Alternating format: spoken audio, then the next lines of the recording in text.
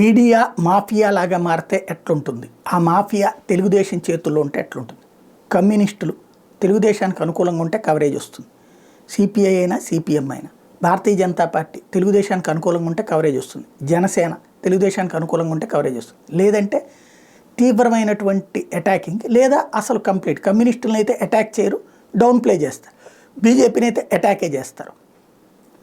తెలుగుదేశంతో జట్టు కట్టి బయటకు వచ్చిన ప్రతి పార్టీ పరిస్థితి ఏంటి అప్పటి నుండి ఇప్పటి వరకు గమనిస్తే, అద్భుతమైన ఎదుగుదల సందర్భంలో భారతీయ జనతా పార్టీ 2 సార్లు నష్టపోయింది. ఈ దఫా నష్టపోతుందో లేదో తెలియదు, నష్టపరిచే ప్రయత్నమే జరుగుతోంది.